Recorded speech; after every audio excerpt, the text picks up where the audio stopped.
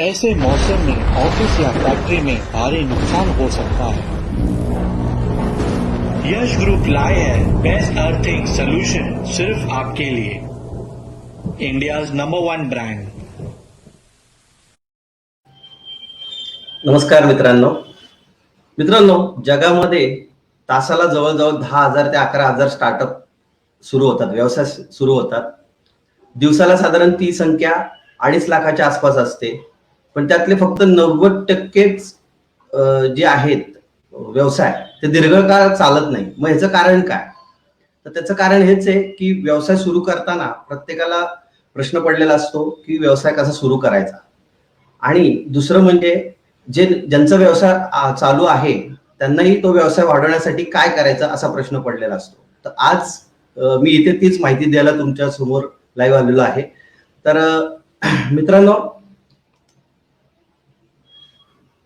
आपला व्यवसाय सुरू करताना तो चांगल्या प्रकारे चालावा आणि वाढावा यासाठी तुम्हाला 7 स्किल्स माहिती असणं गरजेचं आहे. काल मी आपल्या ग्रुपवर प्रश्न विचारला होता की तुम्हाला कोणते कोणते स्किल्स माहिती आहेत किंवा तुम्ही कोणत्या स्किल्स मध्ये एक्सपर्ट आहात.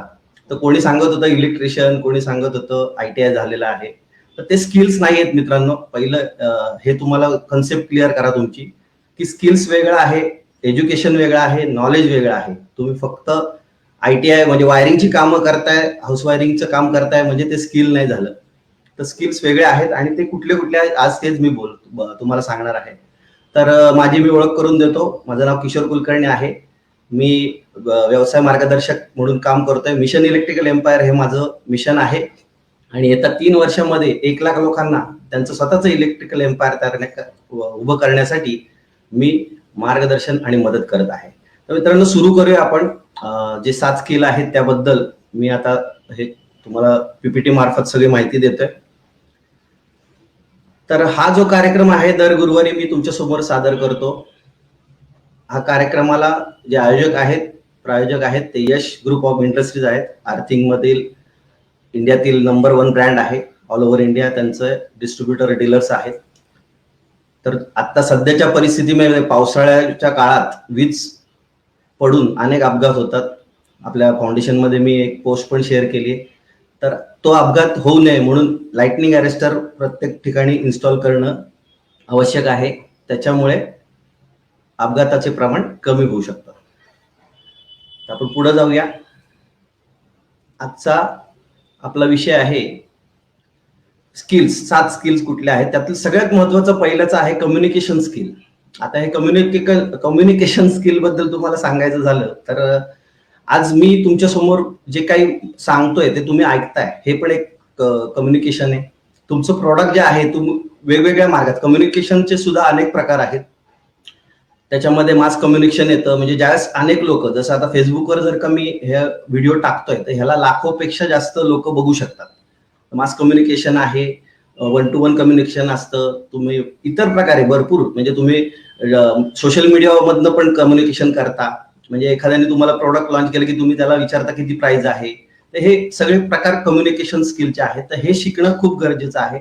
तुमचं जर का कम्युनिकेशन चांगलं असेल तर तुम्ही एक वेगळ्या प्रकारचं समोरच्या कस्टमरशी किंवा तुम्ही ज्यांच्याशी बोलताय त्यांच्यावर एक वेगळ्या प्रकारची छाप पाडू शकता आणि व्यवसायासाठी कम्युनिकेशन स्किल असणं गरजेचं आहे.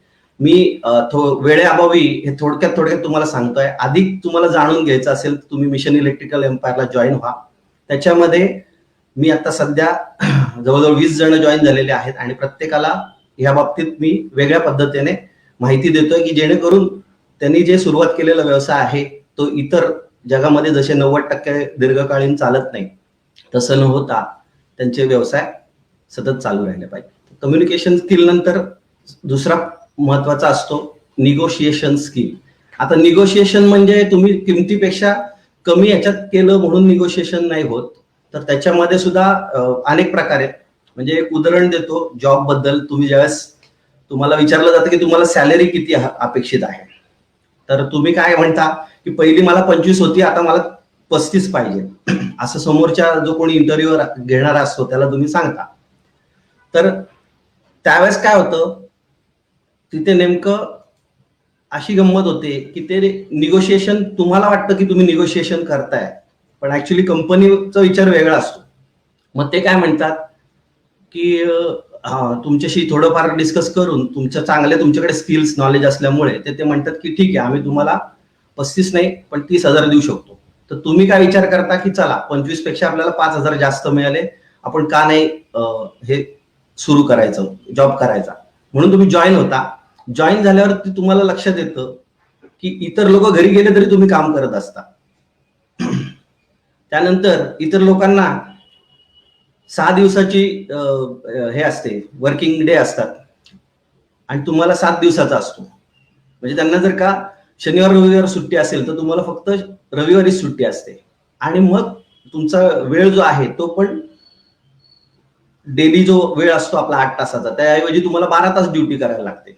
पण त्याच्यामध्ये काय झालं तर हे डील झालं, ह्याला निगोशिएशन म्हणत नाही. हे नीट समजून घ्या निगोशिएशन काय असतं ते. त्याच्यासाठी एक छोटं उदाहरण आहे. मग तुम्ही जाऊन त्या मॅनेजरला म्हणता की त्यावेळेस तुम्ही मला असं हे सांगितलंच नव्हतं. तर तो म्हणतो की तुम्ही कॉन्ट्रॅक्ट नीट वाचलंच नाही, त्याच्यामध्ये आम्ही तुम्हाला सॅलरी वाढवून देण्यासाठी तुमच्याकडून ह्या सगळ्या गोष्टी आम्ही लिहून घेतलेल्या आहेत.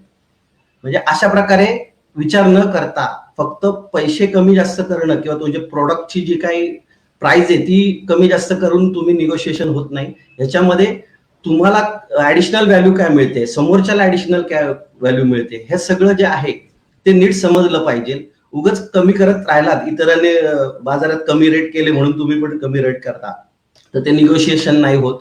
तुम्ही स्वतःहून तुमचा लॉस करून घेता. त्यामुळे निगोशिएशन स्किल जे आहे ते नीट शिकून घेणं गरजेचं आहे.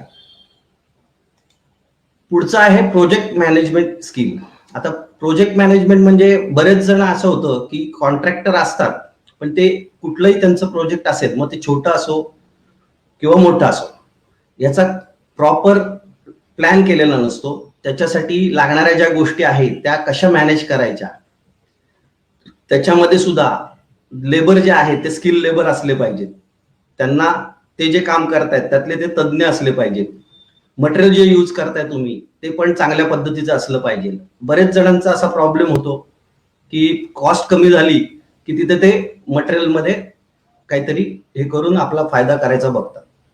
तर त्यामुळे प्रोजेक्ट मॅनेजमेंटमध्ये स्टार्टिंग पासून ते एंड पर्यंत हे तुम्ही जे घेतलेलं काम आहे ते किती दिवसात संपणार, तुम्हाला प्रॉफिट किती होणार आहे, हे सगळं जे आहे ते प्रोजेक्ट मॅनेजमेंट स्किल्स मध्ये येतं.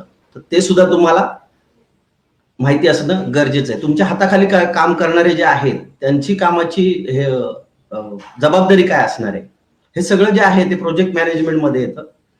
तर तेही तुम्हाला व्यवसाय करताना माहित असणं गरजेचं असतं. मित्रांनो, आता असं मी बघितलेलं आहे की बरेच जण व्यवसाय तर करतायत पण त्यांना हेच माहित नाहीये की स्किल्स काय आवश्यक आहे, स्टार्टअप कसा करायचा.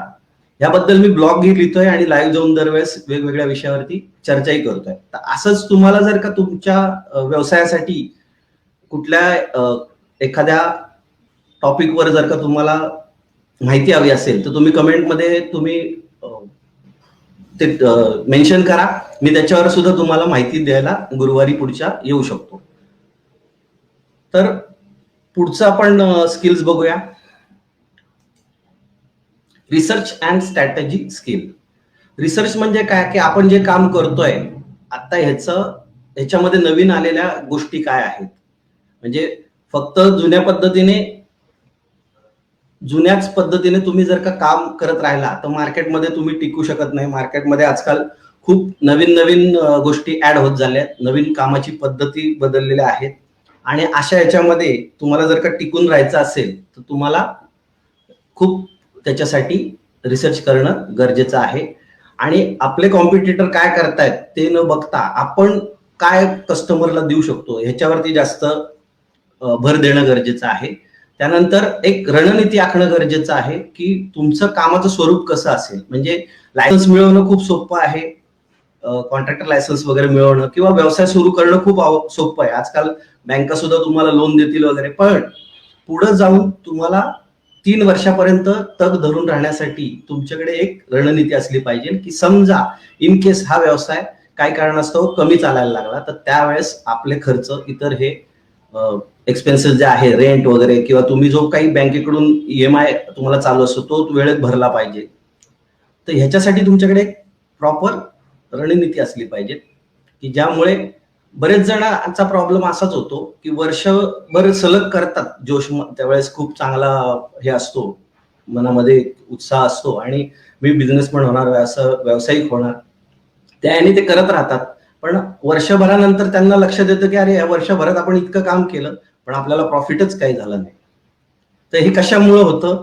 तर ह्या गोष्टी ज्या आता स्किल्स आलं, नॉलेज आलं, त्यानंतर तुमचं पर्सनल डेव्हलपमेंट पण आलं, सेल्फ इम्प्रुव्हमेंट म्हणतो आपण त्याला, ते करणं. म्हणजे मागच्या ह्याच्यात आपण बघितलं होतं की सेल्फ इम्प्रुव्हमेंट करण्यासाठी काय काय करायचं, तो मागचा व्हिडिओ सुद्धा तुम्ही बघू शकता. पुढे जाऊयात आपण.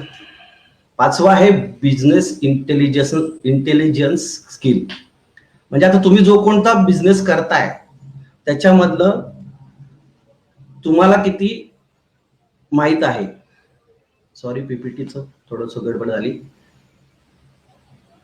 तुम्ही जो कुठला बिझनेस करताय त्यामध्ये तुम्ही किती इंटेलिजन्स आहात, तुम्हाला दिलेलं काम तुम्ही किती चांगल्या पद्धतीने करू शकता, ह्या सगळ्या गोष्टी तुम्हाला माहित असणं आणि शिकणं गरजेचं आहे. नुसतंच तुम्ही म्हणलात मी STLT ची कामं करतो किंवा मी हे प्रोडक्शन तयार केलेलं आहे, तर तसं करून चालत नाही.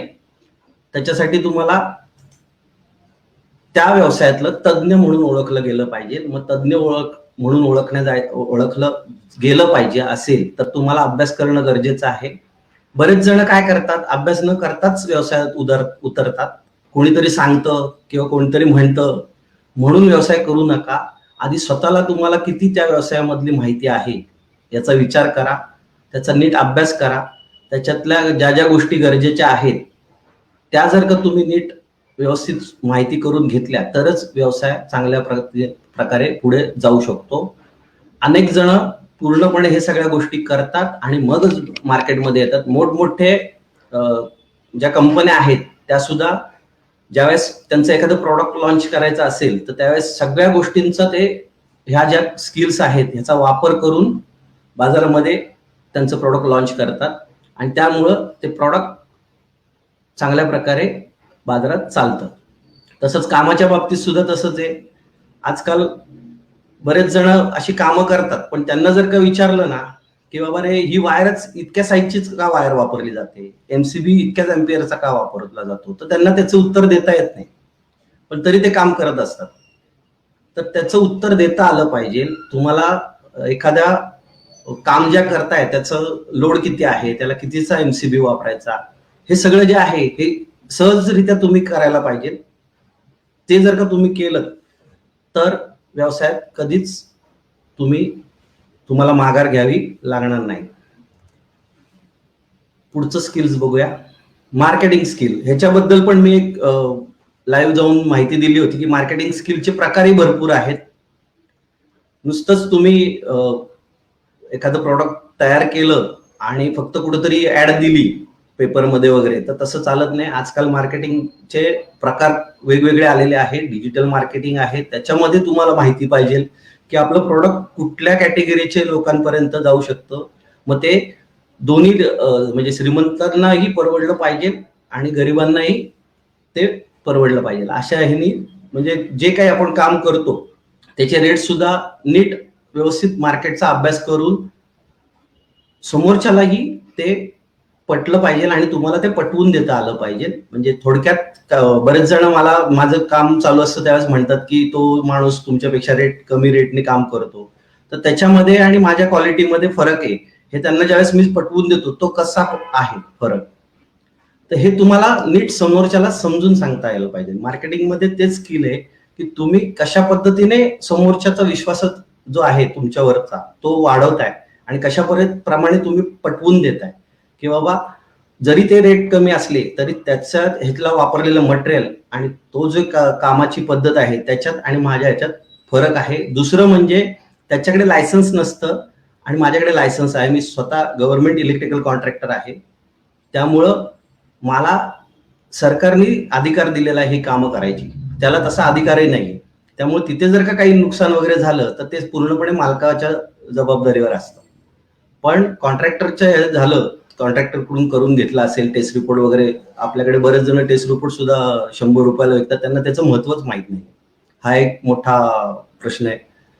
कारण टेस्ट रिपोर्ट म्हणजे काय असतं, तुम्ही केलेल्या कामाचं जे पूर्णपणे चेक केलं आहे आणि त्याच्यात जर काही दोष आढळला तर त्याला सर्वस्वी कॉन्ट्रॅक्टर जबाबदार असतो. इलेक्ट्रिकल इन्स्पेक्टर ऑफिसमध्ये सुद्धा जे परमिशन देतात त्याच्यावरही लिहिलेलं असतं की कोणताही फेरफार केला अथवा त्याच्यामध्ये काही पुढे जाऊन काही धोका उत्पन्न झाला तर त्याला इलेक्ट्रिकल कॉन्ट्रॅक्टर रिस्पॉन्सिबल असतो. तर आतापर्यंत किती जणांना हे माहिती होतं की हे स्किल्स असे आपल्याला व्यवसायासाठी वापरायला लागतात? मेसेजमध्ये आय टाईप करा.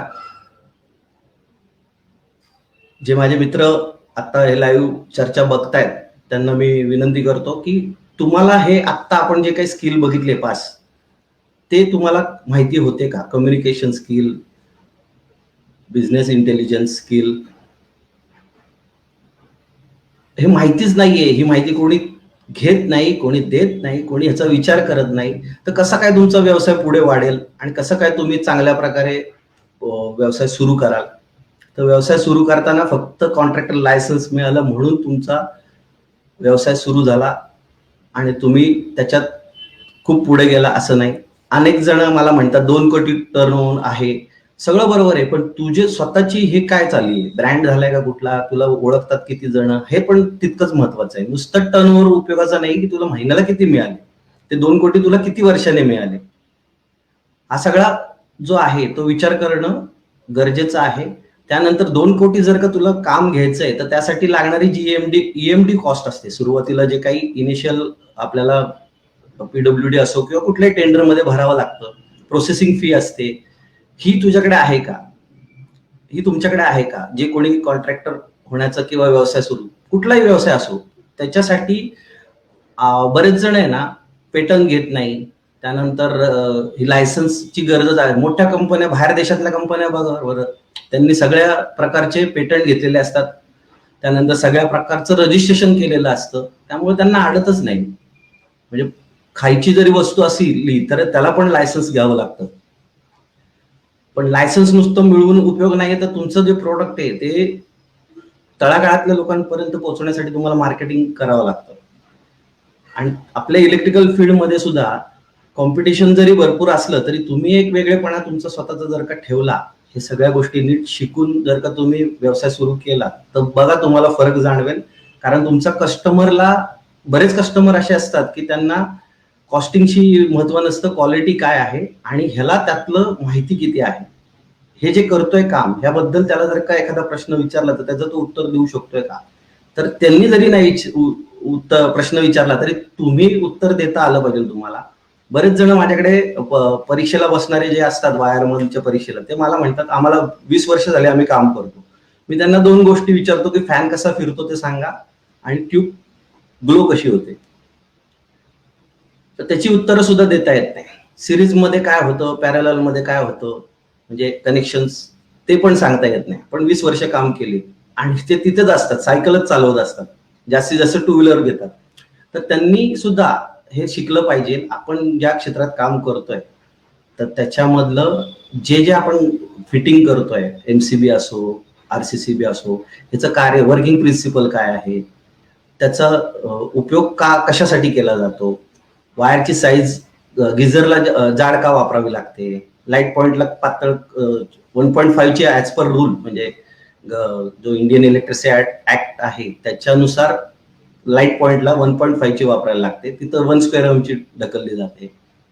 म्हणजे तो भाग वेगळा आहे. पण माझं सांगणं काय की हे का, मग त्याच्या करंट कॅरिंग कॅपॅसिटी काय असते, ती जी वायर आहे त्या वायरचं करंट कॅरिंग कॅपॅसिटी काय असते, ती कशी काढली जाते, असे अनेक प्रश्न असतात की त्याचं जर का तुम्ही नीट उत्तर देऊ शकला तर तुम्ही त्या व्यवसायातले तज्ज्ञ म्हणून ओळखले जातात.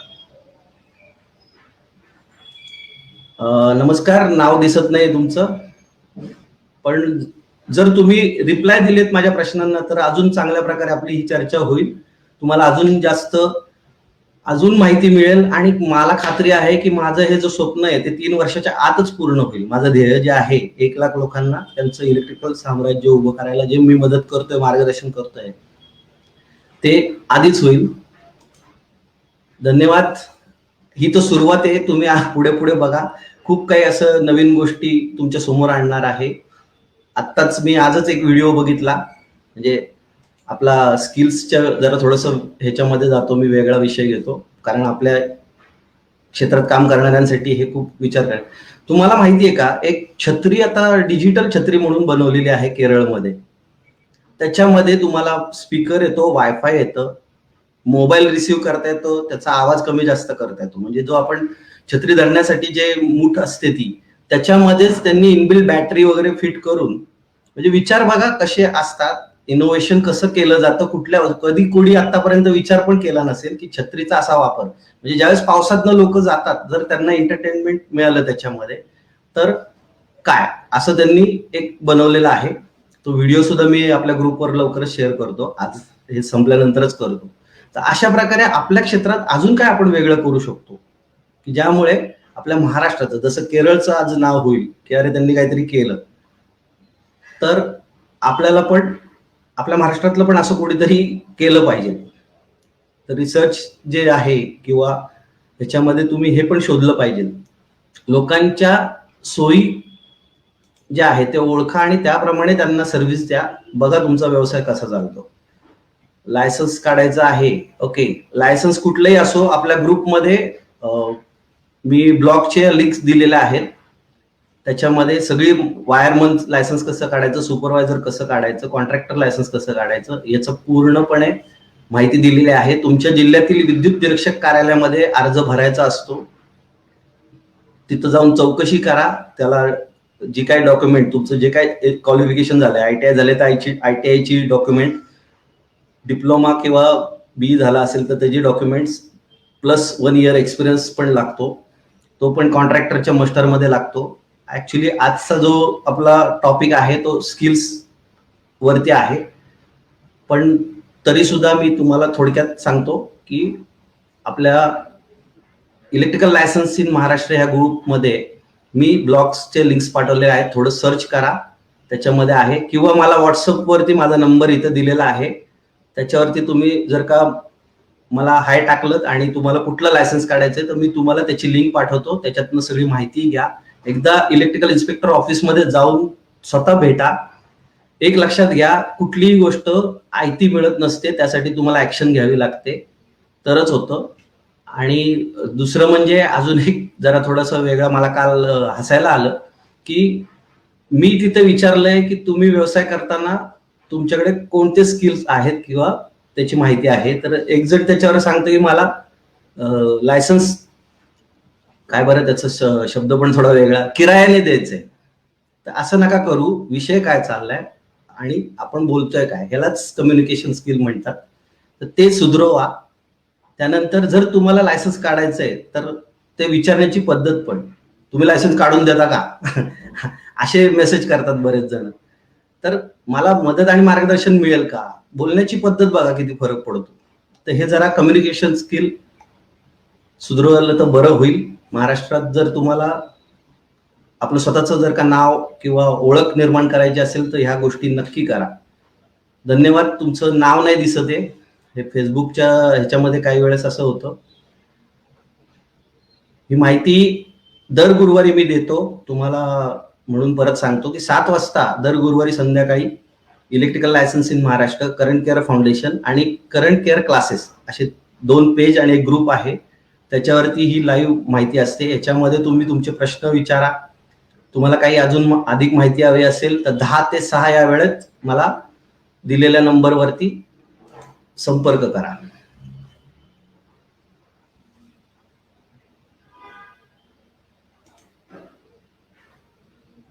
अतिशय चांगली माहिती मिळत आहे सर तुमच्याकडून. येस.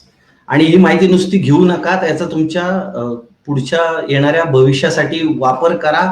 मला खूप आनंद होईल की माझ्या ह्या माहितीमुळे बरेच जण जर का स्वतःचं साम्राज्य आज उभं करू शकले तर मला त्याचा आनंद खूप होईल. सुपरवायझरचं ओके, मला तुम्ही एक काम करा, व्हॉट्सअपला मला टाका हाय, आणि सूरज देशमुख ना, तुम्ही पाठवा मला व्हॉट्सअपला, मी तुम्हाला नक्कीच हे करतो. चलो आपण आपल्या विषयावर इथे येऊ परत. स्किल्स.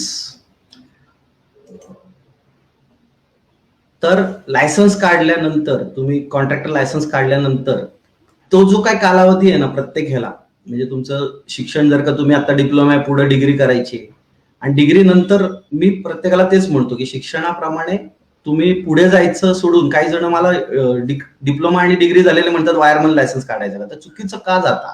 तुम्हाला जर का सरळ वे माहिती आहे तर मागे कशाला जायचं? तुमचं क्वालिफिकेशन प्रमाणे जर का तुम्ही व्यवस्थित उपयोग करून घेतला, जे शिक्षण आहे त्याचा वापर करून घ्या. लायसन्स जे आहे ते रेंटने देणं बंद करा, स्वतःचं लायसन्स करा. शिवाजी महाराजांचं ते वाक्य आठवा. मी मागच्या वेळेस पण सांगितलं की छोटं का असे ना, पण स्वतःच साम्राज्य असलं पाहिजे. ओके, तर पण आता पुढे जाऊया. मार्केटिंग स्किल मध्ये सुद्धा मागचा एक व्हिडिओ मी केलेला आहे, तो बघा. त्याच्यामध्ये सुद्धा मार्केटिंगचे अनेक प्रकार त्याच्यात सांगितलेले आहेत, जे बाहेर, आणि स्पष्ट आणि खरं सांगतो, अभ्यास केल्यानंतर मला हे माहिती झालं की मार्केटिंग अशा पद्धतीने पण करता येतं. आणि हे मला आधी कुणी सांगितलेलं नाहीये, मला त्याच्याबद्दल हे नाहीये. पण आताची येणारी जी पिढी आहे, जे कोणी ह्या व्यवसायात उतरणारे आहेत, त्यांच्यासाठी नक्कीच उपयोगी ठरेल. तर शेवटची आणि ही पण, म्हणजे ह्या सगळ्या 7 गोष्टी ज्या आहेत त्या खूप महत्वाच्या आहेत. Time and management skill. Time management. Time management skills म्हणजे काय? तर तुमचा दिवसाचा सगळा क्रम जो आहे, सकाळी उठल्यापासून ते रात्री झोपेपर्यंत, ह्याचं तुम्ही तुमच्या डायरीमध्ये, मोबाईलमध्ये कीप नोट्स आहे.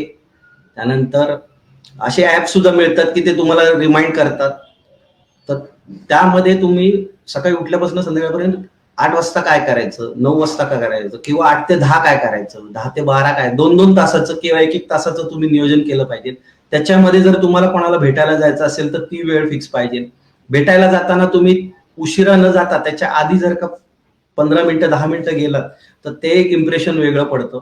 वेळ उशिरा गेलात तर तो त्याच्यामुळं तुमचं इम्प्रेशन पण वेगळं पडतं, आणि लवकर गेलात तर वेगळं पडतं. त्यानंतर ह्या आपल्या ज्या काही स्किल्स आहेत, हे जर का तुम्हाला नीट शिकायचं असेल तर सोशल मीडियाचा वापर जो आहे जितका होईल तितका कमी करा. गरजेसाठीच त्याचा वापर करा. सोशल मीडियामुळे होतं काय की डिस्ट्रॅक्शन म्हणतो आपण त्याला, की नोटिफिकेशनचं साऊंड वाजतो, तुमचं लक्ष जातं, तुम्ही उचलता फोन, बघता. एक बघायला गेलं की त्याच्या पुढे अजून 10 असतात, तुम्ही सगळं बघत बसता. ते स्टेटस ठेवणं वगैरे सगळं, हे काय माहिती का, वेस्ट ऑफ टाइम आहे. आणि जर का तुम्ही ते करत बसला तर मग हे जे करायचंय आपल्या व्यवसायासाठी ते कधी करणार? त्यामुळे त्या गोष्टीला बाजूला ठेवा. आणि टाइम मॅनेजमेंट मध्ये सकाळी लवकर, मागच्या वेळेस पण मी सांगितलेलं की सेल्फ इम्प्रुव्हमेंट करण्यासाठी सकाळी लवकर उठा. आज मी हे करतो म्हणून तुम्हाला सांगतोय. प्रत्येकाने असं नाहीये की मी उगाच बोलतोय. मी 4:30ला उठतो रोज, आणि त्यानंतर दिवसभराचं आमचं नियोजन असतं. 5 AM क्लब म्हणून तुम्ही जर का युट्यूबवर सर्च केलं तर त्याचं तुम्हाला माहिती मिळेल, की त्याच्यात सगळी माहिती दिली कशा पद्धतीने करायचं काय. आणि आमच्या मिशनमध्ये आम्ही ते रोज, आमची ती कम्युनिटी आहे ती एकत्र आम्ही ते सगळ्या ऍक्टिव्हिटी करतो. त्याच्यामध्ये फोकस आवर्स म्हणून एक कन्सेप्ट आहे. फोकस आवर्स म्हणजे दिवसातले सकाळी 2 तास आणि संध्याकाळी 2 तास असे ठेवायचे, की त्यावेळेस पूर्णपणे सगळ्यातनं बाजूला बसायचं. सगळ्या डिस्ट्रॅक्शन जे आहेत, मित्र, फोन, ह्या टीव्ही, लॅपटॉप, हे सगळं बंद करून फक्त आपल्या कामासाठी काय लागते त्या गोष्टी त्या 2 तासात करायच्या, सकाळी आणि संध्याकाळी. 2 तास सकाळी, 2 तास संध्याकाळी. मग त्यात तुम्ही शोधा नवीन नवीन गोष्टी काय येणार आहेत बाजारात, किंवा तुम्हाला जे माहित नाहीये तुमच्या क्षेत्रातलं काम करताना ते शिकून घ्या. कोर्सेस अटेंड करा. यातनं नक्कीच फायदा होईल. आणि आता मला एक अजून एक सांगायचं म्हणजे, 99 रुपये जर तुम्ही एखाद्या कोर्ससाठी देऊ शकत नसाल किंवा माहितीसाठी, तर कसं तुम्ही पुढे कॉन्ट्रॅक्टर होणार, हा एक विचार करा. म्हणजे मी असं म्हणत नाही की कोणाला दोष नाही देते. तर आता लॉकडाऊन मध्ये आपल्याला असा वेळ मिळाला होता की त्याच्यामध्ये आपण घरी बसून होतो, आणि घरी बसून आपल्याकडे एक अस्त्र होतं जे मोबाईल. आणि त्या मोबाईलवरनं जर का तुम्ही आपल्या व्यवसाय रिलेटेड जर का 1.5 वर्षात शिकला असता, म्हणजे मागच्या मार्च पासून ते आतापर्यंत, मला नक्कीच वाटतंय की चांगल्या प्रकारे तज्ज्ञ म्हणून तुम्ही ओळखला गेला असता. प्रॅक्टिकल गोष्टी ज्या आहेत, म्हणजे तुम्ही इंजिनिअरिंगमध्ये जो डायग्राम बघितलेला असतो तो, आणि ज्यावेळेस आपण साईटवर जाऊन बघतो त्यावेळेस मग डोळे असे होतात, अरे हे वेगळंच काहीतरी दिसते, ह्याच्यात आपण बघितलेला डायग्राम वेगळा होता आणि हे वेगळं. भेटायचं आहे सर तुम्हाला, अपॉइंटमेंट भेटेल का? अपॉइंटमेंट घेण्याइतका मी हे नाहीये, पण तरी सुद्धा तुम्हाला जर का मला भेटायचं असेल तर तुम्ही पुण्यामध्ये माझं आहे ऑफिस, तुम्ही व्हॉट्सअपवर माझा नंबर दिलेला आहे, त्याच्यावरनं व्हॉट्सअपवर मला हे करा, आपण एक वेळ ठरवून नक्की भेटू. नाव दिसत नाही तुमचं, तर तुम्ही व्हॉट्सअपवर नक्की करा, आपण नक्की भेटू.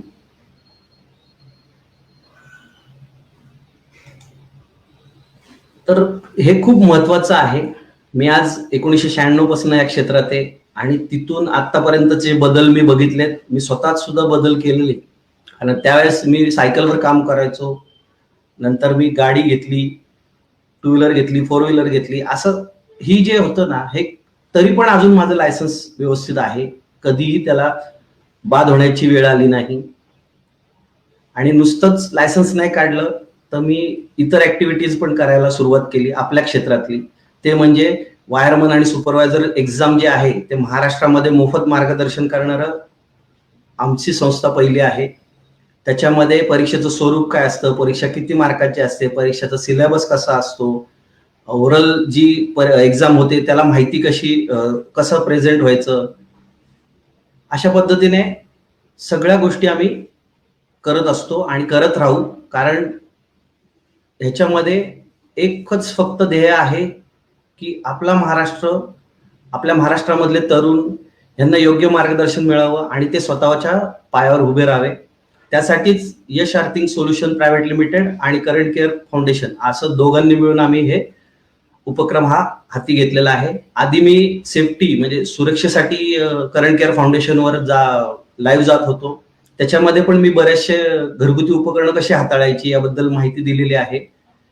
तर त्यात सुद्धा असं लक्षात आलं की लोकांना हे माहितीच नसतं, आणि ही माहिती जर का तुम्हाला मी आव्हान करतो की ही माहिती लोकांपर्यंत पोहोचवा, ज्याच्यामुळे अनेक जीव वाचतील. आणि आजच अकोल्याचे खंडागळे साहेब आहेत, त्यांचं कार्य आणि माझं कार्य सेम असल्यामुळे आम्ही एकमेकांशी बोलत असतो. फेसबुकवर आज त्यांनी आवाहन केलेलं की तज्ज्ञ लोक ह्याच्यात आहेत की त्यांना माहिती आहे की अपघात कमी होण्यासाठी आपण काय करावं. तर मी त्यांना सुद्धा आव्हान करतो की हे उपक्रम हाती घ्या. फक्त सुरक्षा सप्ताह न राहता वर्षभर का नाही आपण सुरक्षा अभियान राबवू शकत. तर इलेक्ट्रिकल फील्डमध्ये जे जे काम करतायत त्यांना मी आवाहन करतो की फाउंडेशन मध्ये तुम्ही मेंबर व्हा. त्याच्याबद्दल अधिक माहिती हवी असेल तर ती पण मी देतो. आणि त्याच्यामध्ये तेच आमचं म्हणणं आहे की ज्यावेळेस अपघात का होता याचे कारण ज्यावेळेस शोधली तर त्याच्यामध्ये येतं फाजील आत्मविश्वास, योग्य ज्ञान नसणं, आणि दुसरं म्हणजे जे काम करतात त्यांनी केलेले चुका, ह्याच्यामुळे जास्त अपघात होतात. म्हणजे थोडक्यात उदाहरण द्यायचं तर अर्थिंग जे आहे ते ऍज पर रूल जे आहे तेवढ्या साईजचे खड्डे घेतच नाहीत, नुसताच पाईप ठोकून देतात, त्याच्यात तारा टाकून देतात. तर अशामुळे काय होतं, अपघात होतं. आणि माझ्या वाढदिवसाच्या दिवशीच असा एक 12 वर्षाचा मुलगा आमच्या पुण्यामध्ये वारज्यात मृत्युमुखी पडला, आणि त्यावेळेसपासून मी हे संकल्प केला की सुरक्षेसाठी कार्य करायचं. तर मित्रांनो, तुम्ही पण या अभियानात सहभागी व्हा. आपल्याला असा विचार करा की काही जण, आता काल मी जे प्रश्न विचारला त्याच्यावर हसता, अरे आता हसताय तुम्ही, पण काही दिवसांनी तुम्हाला कळेल की ह्याचा उपयोग काय झाला लोकांना. आणि दुसरं म्हणजे तुम्ही पण ह्यात या, हसण्यापेक्षा आहे ना, तुम्ही चांगल्या पद्धतीने अजून मला जर का तुम्ही मदत केली तर आपण अजून लोकांपर्यंत पोहोचू. आणि चांगल्या प्रकारे जर का आपले हे मित्र बंधू हे जर का व्यवस्थित शिकले आणि चांगल्या प्रकारे बाहेरनं, तुम्हाला माहिती असेल नसेल म्हणून मी एक सांगतो की मोठे टेंडर जे आहेत ना कोटीमध्ये जे असतात ते तामिळनाडू, गुजरात, आंध्र प्रदेश इकडून येऊन लोक घेऊन जातात, आणि महाराष्ट्रातला माणूस बसलाय आपला एकमेकांकडे हसत आणि हे करत. तर असं करू नका, एकत्र या. मिशन इलेक्ट्रिकल एम्पायरचं तेच उद्देश आहे. 1,00,000 लोक जर एक समविचारी एकत्र आली तर विचार करा काय घडेल. आणि ते मला खात्री आहे मला की लवकरच ते पूर्ण होणार आहे ध्येय माझं.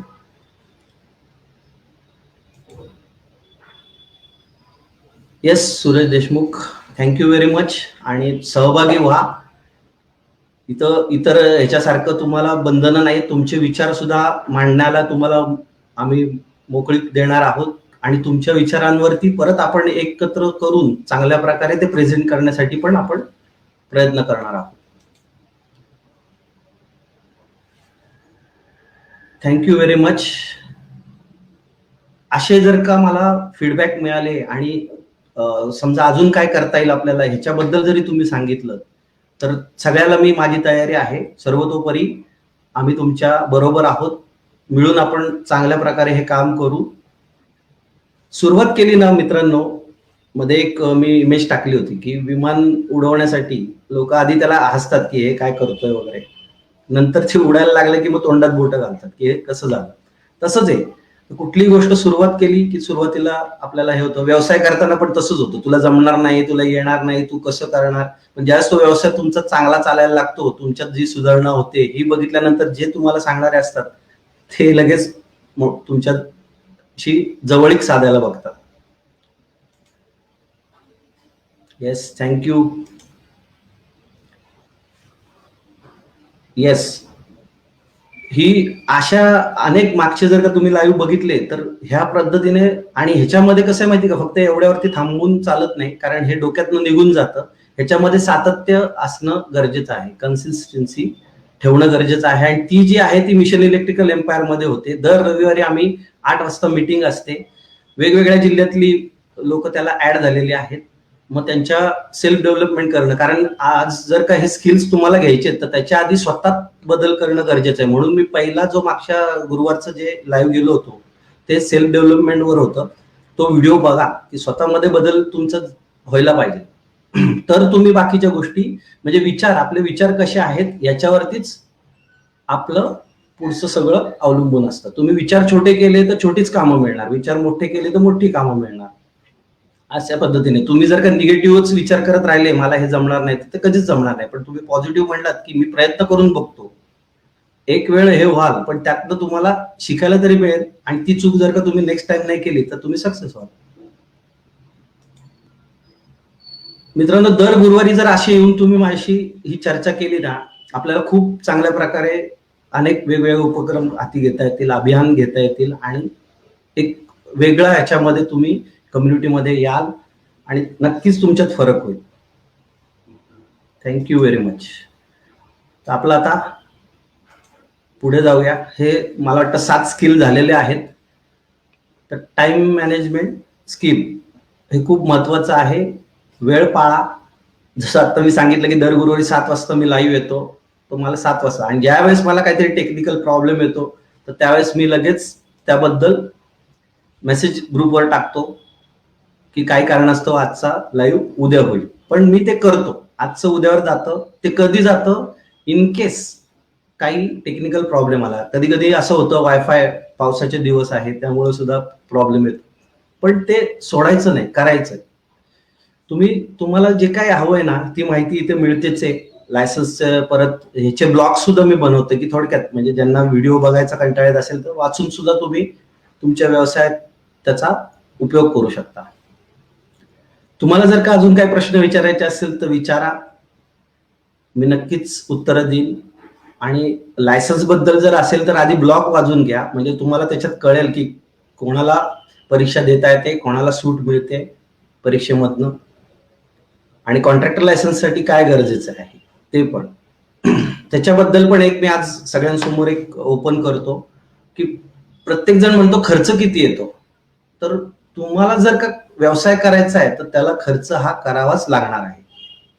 तुम्हाला जर का कुठलाही व्यवसाय असो, साधा वडापावचा जरी करायचा असेल तर त्याला तुम्हाला खर्च करावाच लागणार आहे. त्याला लागणारे जे रॉ मटेरियल आहे ते तुम्हाला घ्यावं लागणार. तुम्ही कुठं तो व्यवसाय सुरू करताय त्याचं रेंट तुम्हाला द्यावं लागणार. त्यानंतर त्याला पण ह्याला कॉर्पोरेशनला जर गाडी जरी लावली तर कॉर्पोरेशनचं त्याला परमिशन घ्यावी लागते. तर म्हणजे मला काय म्हणायचंय, तर खर्च हा करावाच लागतो. त्याची तयारी आपली असली पाहिजे. व्यवसाय कुठलाही असो, इलेक्ट्रिकलच नाही. तर ते खर्चाकडे न बघता, आज जर का तुम्हाला माहिती आहे की हे लायसन्स काढल्यानंतर आपल्याला कामं मिळणार आहे तर त्यावेळेस मागं पुढं बघू नका. आज तुम्हाला जर का माहिती आहे की हे स्किल्स जर का आपण 7 स्किल आपल्यामध्ये असतील, भले नंतर तुम्ही त्याच्यासाठी वेगवेगळी माणसं ठेवा, पण तुम्हाला पण माहिती पाहिजे की आज जे काही मी काम करतोय हे चांगल्या पद्धतीने कसं करायचं. तर ते जे आहे ते ह्या स्किल्समुळे होऊ शकतं.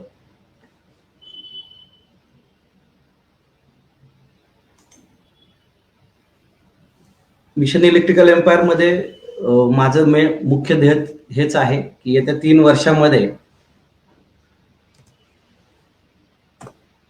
मला 1,00,000 लोकांना त्यांचं इलेक्ट्रिकल एम्पायर उभं करून द्यायचं आहे.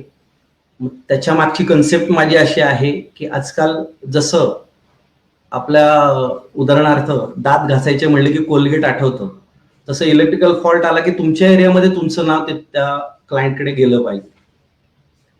त्यानंतर क्लायंट जे आहेत ते तुमच्याकडे सतत रिकरिंग रेव्हेन्यू मॉडेल म्हणून असतं, ते कसं राबवायचं. अनेक गोष्टी आहेत मित्रांनो. हे नुसतं लायसन्स काढून कोणीच मोठं झालेलं नाहीये. जे आहेत ते लिमिटमध्येच झालेले आहेत. तर का? तर ते ह्या गोष्टींचा कधीच अभ्यास केलेला नसतो किंवा ह्याला ते महत्व देत नाही. तुम्ही आता असं करू नका. तुमच्याकडे वेळ आहे. आज KFCचे सुद्धा तुम्ही बघितलं तर त्यांनी म्हातारपणीच तो व्यवसाय सुरू केला. तर आपल्याकडे तसं नाहीये. आपण तरुण आहोत. अनेक गोष्टी आपण शिकू शकतो जर तुम्ही सगळे ह्या गोष्टी व्यवस्थितरित्या केल्या. तर थोडा वेळ लागतो. तो का वेळ लागतो? तर आज शेतकरी ज्यावेळेस बी पेरतो तर ते त्याचं पूर्ण तयार व्हायला प्रोसेस जी आहे ती लागतेच. मग त्याला खत पाणी वगैरे लागतं. तसं प्रत्येक व्यवसायाचं तसंच आहे. व्यवसाय करायचा म्हणजे नुसतंच लायसन्स काढायचं असं नाहीये. तर त्यासाठी तुम्हाला स्वतःमध्ये आधी बदल केले पाहिजेत. कारण आता मी माझं 1 to 1 म्हणून एक आमचं सेशन असतं, त्याच्यामध्ये ज्याला पुढे जायचंय म्हणजे जो कोणी आहे त्याच्याशी मी 1 to 1 बोलतो आणि त्याला प्रश्न विचारतो. तर त्यावेळेस असं लक्षात येतं की आतापर्यंत ह्या गोष्टींवरती कोणी विचारच केलेला नसतो की तुमचं 3 महिन्यानंतरचं ध्येय काय आहे, तुमचं 6 महिन्यानंतरचं ध्येय काय आहे, तुमचं 1 वर्षानंतर, तुमचं 3 वर्षानंतर. कोणी त्याचा विचार केलेला नसतो. जो तो फक्त काय बघतो, सकाळी उठायचं, संध्याकाळी परत झोपायचं, जेवायचं, आहे ते काम करायचं. हा विचारच करायचा नाही की आपल्याला जी गोष्ट हवी आहे ती किती दिवसात आपण मिळवली पाहिजे, मग त्यासाठी आपण काय केलं पाहिजे असं.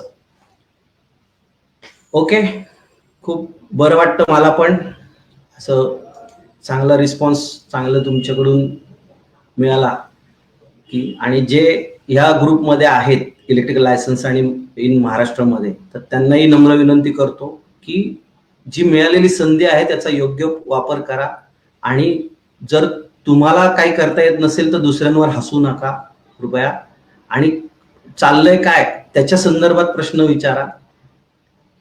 कम्युनिकेशन स्किल वाढवा तुमचं, ह्याच्यात तुमचाच फायदा आहे. आणि लायसन्स हे कोणाला तरी रेंटने देण्याचा विचारही करू नका.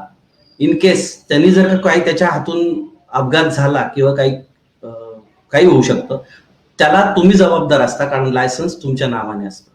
त्यामुळे असले प्रकार काही करू नका. विचारपूर्वक करा जे काही कराल ते, आणि कुठेही अडकू नका. जर तुम्हाला खरंच चांगल्या प्रकारे पुढे हे करायचं असेल, सुरुवात करण्यावर भर द्या. सुरुवातीला अडथळे येणारच. मी आता एक पोस्ट 2 दिवसापूर्वी टाकलेली आहे, त्याच्यामध्ये पण तुम्ही बघितलेलं आहे की आपल्याला आधी कल्पना सुचते, मग आपण त्याच्यावरती असं करत करत अडथळे पण येतात. मध्ये मध्ये आपल्याला असं वाटतं की अरे हे होतच नाहीये, सोडून द्यावं, असे पण विचार येतात. तर ह्या सगळ्यातनं आपल्याला पुढे जायचंय आणि आपलं ध्येय साध्य करायचं. आणि हे सगळं करण्यासाठी मिशन इलेक्ट्रिकल एम्पायरचा मी व्यवसाय मार्गदर्शक किशोर कुलकर्णी तुमच्या पाठीशी आहे. आणि आपल्याला हे व्यासपीठ ज्यांनी करून दिलं, म्हणजे ज्यांनी हे करण्यास आपल्याला मदत केली, ते Yash earthing solution private limited. Chemical अर्थिंगचे सगळ्या प्रकारचे एले त्यांच्याकडे आहेत. त्यांचा नंबर वगैरे पण आहे. मी परत त्यांची ऍड पण रन करतो, त्याच्यामध्ये त्यांचा कॉन्टॅक्ट डिटेल्स दिलेले आहेत. तुम्हाला ते व्यवसायासाठी पण एक संधी आहे की तुम्ही इलेक्ट्रिकल फील्डमध्ये असाल तर अर्थिंग, केमिकल अर्थिंगची कामं सुद्धा तुम्ही घेऊ शकता. तर तुम्ही आज इथे आलात त्याबद्दल मी तुमचा आभारी आहे. असेच दर गुरुवारी येत जा आणि असंच चांगल्या प्रकारे प्रोत्साहन द्या, चांगले प्रश्न विचारा आणि मिशन इलेक्ट्रिकल एम्पायरमध्ये सहभागी व्हा आणि स्वतःमध्ये बदल करून घ्या. ज्यांनी ज्यांनी ह्या सगळ्या ह्याच्यासाठी मला मदत केली त्या सगळ्यांचा मी आभारी आहे. आणि आज मी इथे थांबतो. पुढच्या गुरुवारी आपण परत भेटू नवीन विषय घेऊन. धन्यवाद.